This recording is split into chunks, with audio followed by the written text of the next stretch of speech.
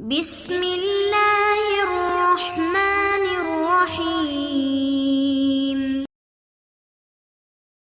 السلام علیکم ورحمۃ اللہ وبرکاتہ۔ بسم اللہ الرحمن الرحیم۔ عزیز طلبہ، امید ہے آپ سب خیریت سے ہوں گے۔ آج کی اس ویڈیو کے اندر ہم سبق نمبر 3 کی مشق حل کریں گے۔ ہماری مشق کے اندر سب سے پہلے سوالات ہیں، آئیے ان سے ابتدا کرتے ہیں۔ الاسئلۃ، سوالات۔ پہلا سوال ہے، کم قسما للاسم اذکرها مع امثلۃ مفیدۃ۔ اسم کی کتنی اقسام ہیں، ان کو مفید مثالوں کے ساتھ ذکر کیجیے۔ اسم کی 3 قسمیں ہیں، مصدر، مشتق اور جامد۔ مصدر ایسے اسم کو کہا جاتا ہے جو کسی کام کے واقع ہونے پر دلالت کرتا ہے، یعنی اس کے اندر کسی کام کا ہونا پایا جاتا ہے۔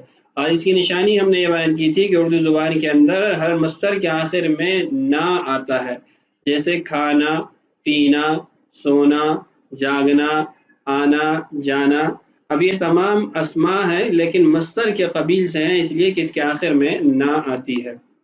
اس کی عربی مثالیں ہیں، الفتح، کھولنا، الاکل، کھانا، الشرب، پینا، النوم، سونا، الاستيقاظ، جاگنا۔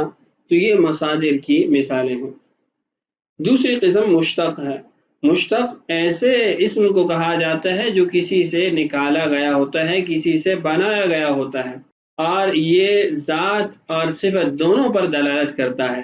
اس کی اقسام، اس میں فاعل ہے، اس میں مفعول ہے، صفت مشبہہ ہے، اسی طریقے سے اس میں اعلیٰ ہے، اس میں ظرف ہے۔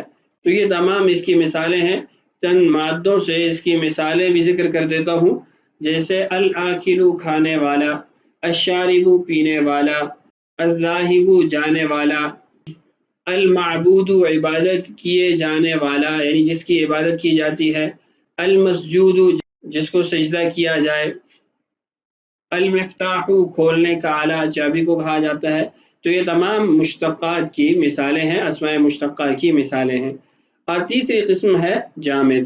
جامد ایسے اسم کو کہا جاتا ہے جو نہ کسی سے بنتا ہے نہ اس سے کوئی بنتا ہے، اور وہ صرف ذات پر دلالت کرتا ہے، جس کی مثالیں ہم سبق کے اندر بھی پڑھ چکے ہیں، رجل، حمار، جعفر، قرطاس، طریق، سبیل۔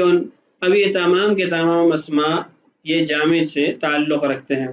تو یہ اسم کی 3 قسمیں تھی جن کو مثالوں سمیت ذکر کر دیا گیا ہے۔ ہمارا دوسرا سوال ہے، اِلَى كَمْ قِسْمًا يَنْقَسِمُ الْجَامِد۔ جامد کتنی اقسام پر مشتمل ہے، یا جامد کی کتنی اقسام ہے؟ جامد 2 طرح سے تقسیم ہوتا ہے، ایک حروف کی تعداد کے اعتبار سے، دوسرا حروف کی نوعیت کے اعتبار سے۔ حروف کی تعداد کے اعتبار سے جامد کی 6 قسمیں ہیں، ثلاثی مجرد، ثلاثی مزید فی، رباعی مجرد، رباعی مزید فی، خماسی مجرد، خماسی مزید فی۔ اور حروف کی نوعیت کے اعتبار سے جامد کی وہ تمام اقسام ہیں جو ہم پہلے فعل کے اندر پڑھ چکے ہیں کہ 10 تقسیمات ہوں گی، صحیح، محموز الفا، محموز العین، محموز اللام، اور معتل، معتل اللام، فا، عین۔ یہ تمام تقسیمات جو حروف کی نوعیت کے اعتبار سے ہم پہلے پڑھ چکے ہیں وہ جامد کی بھی اقسام ہیں۔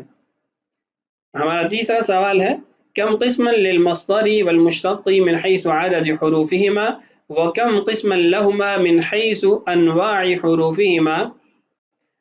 مصدر اور مشتقی تعداد حروف کے اعتبار سے کتنی قسمیں ہیں، اور انواع حروف کے اعتبار سے کتنی قسمیں ہیں؟